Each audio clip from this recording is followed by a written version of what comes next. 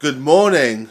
Welcome to Philosophy Bites. And today we are going to look at Plato's allegory of the cave.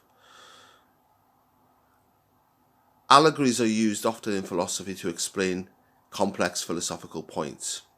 So let's just try and imagine, if you can look at the PowerPoint, there are prisoners trapped at the bottom of a cave. They're all chained together, and their heads are chained in such a way as they can't turn their heads, so they can't turn around. They are facing the cave wall. Behind them, there is a fire, and behind the fire, there are people doing kind of like puppet shows. You can use like hand shadow puppets. You could do that if you can think of that if you want to, when they're doing like birds and cats and dogs and things like that. So you've got the puppet masters behind them. All they can see are the puppets on the wall, and they're there for their whole lives. So they're just looking at this wall with the shadows being cast by the puppet masters. One of the prisoners somehow manages to break free. He turns around and sees the fire, and it's glaring in his eyes because his eyes are just used to looking at the shadows. So he's really struggling to see what's behind him. He then starts to freak out, and he thinks, I've got to get out of this blooming cave and see what's outside. So he crawls up a long tunnel. And he's crawling through the dirt, and gradually the light is getting stronger and stronger and stronger. He's struggling because he's never seen light before. So eventually he gets out of the cave, and you can imagine with the sunshine outside, it's even more painful. So he isn't able to look at the sun itself initially. He looks at a reflection of the sun in some water. So he's not seeing the sun as it is. He's seeing a reflection of the sun in the water. Eventually, he's able to actually open his eyes and look. Eventually, after a long, long time, he's able to look up at the sun and see the sun for itself. He decides to go back into the cave in order to tell the other prisoners about it, his experience. So he goes back down there. And he's like, you won't believe what's outside this cave. And they look at him and they're like, what are you talking about? He's like, look, if you go outside of there, you'll see this amazing thing. And they are like, what you on about, me? No. They're looking at what's on the shadows of the cave, because that's their reality. So they actually kind of turn on him and start, maybe they beat him up, or they even could kill him.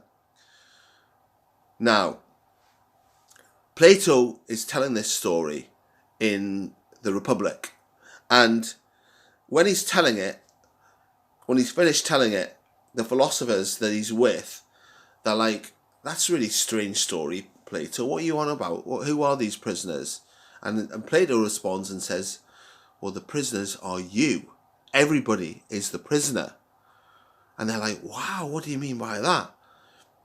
We trust reality. We trust our senses. Trusting the senses is the view of empiricism, which is taken on by philosophers such as Plato's pupil, Aristotle. The journey out of the cave is almost like a journey of the mind, or soul, if you like, if you believe in the soul. It's a journey of discovery. There are many things that you can use to illustrate the fact that most of the prisoners are stuck in the cave and believing in the reality of what's in front of them. Think about an example from TV. Think about an example from TV. What about Big Brother? Big Brother is reality TV. What we see is highly edited. So like when they're being really nice to each other in the household, we don't see that. We don't see all the boring kind of nice stuff. All they focus on is the argument. So we're seeing a tiny representation of what actually is really going on. The puppet masters could be politicians, giving us you can think about issues to do with Brexit nowadays, maybe, in terms of like Facebook will be a good one. How much Facebook can control the media and the way that we see things and pick up our information from. So with all the technology that's available today, virtual reality, so the prisoners trapped in the cave have this view that what they see in front of them is real, and they believe it to be real. Okay, they believe it to be factual. So that's when the philosopher comes back into the cave. That's because that's who the escape artist represents, is the philosopher who challenges what's around them. Says, don't take things that you see for granted. Just be critical and questioning, and always questioning. Is this right? Are we sure this is the right thing that we're doing? For a Christian interpretation of the cave, the journey outside of the cave is like the journey to God. Being able to look up at the sun is about that. Maybe it's life after death. Maybe it could be like that's the point at which we actually see God.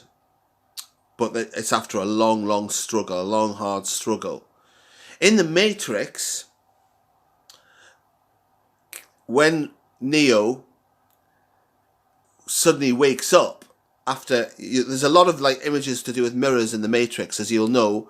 There's references to Alice in Wonderland. So mirrors give a false view of reality. They give an image. So Alice in Wonderland goes through the looking glass. She goes to the other side of the mirror because obviously a mirror inverts what is reality. Morpheus wears mirrored specs. Think about the prisoner when he looks at the reflection of the sun in the puddle outside of the cave. When Neo is woken up and wakes up in the pods and finds out that he's a battery eventually, it is like a kind of birthing experience. He is reborn.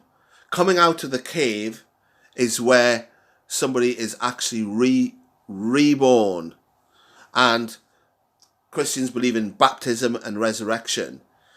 There are lots of excellent websites about the Matrix and connections of the Matrix to things like Plato's cave. So Plato's cave is very original thought that came from the philosopher. Plato was concerned because the philosopher Heraclitus famously said, you can't step in the same river twice. For Plato, hopefully you'll have already seen or see after the YouTube video that I did on the Socrates execution, and the philosopher who challenges everybody around him and comes back into the cave and tries to wake them up. People don't like being woken up. It says it in the Matrix. It says people prefer their kind of comfortable reality. They don't like people questioning their reality. Like people who believe in UFOs for whatever reason. It freaks people out when they say UFOs are real. There are stories of UFOs that are real, and believe that the government is covering that up. So, the journey out of the cave is a spiritual journey. It's a spiritual journey of the mind. If you don't believe in God, it's a if you believe in God, it's a spiritual journey of the soul towards God. If you don't believe in God, it's a spiritual kind of journey of the mind towards rationality, towards kind of actually knowing rationally the truth rather than just believing. The prisoners stuck at the back of the cave are in a state of belief. They believe what they see. The prisoner who escapes from the cave knows the truth. So it's the movement from belief to knowledge. I hope you found this interesting. If you do, please put a like, and also please subscribe to this channel. There will be more videos to be posted. I'm going to do one on Kierkegaard, the philosopher Kierkegaard, who had a big influence over the existentialists. So watch this space. Please enjoy.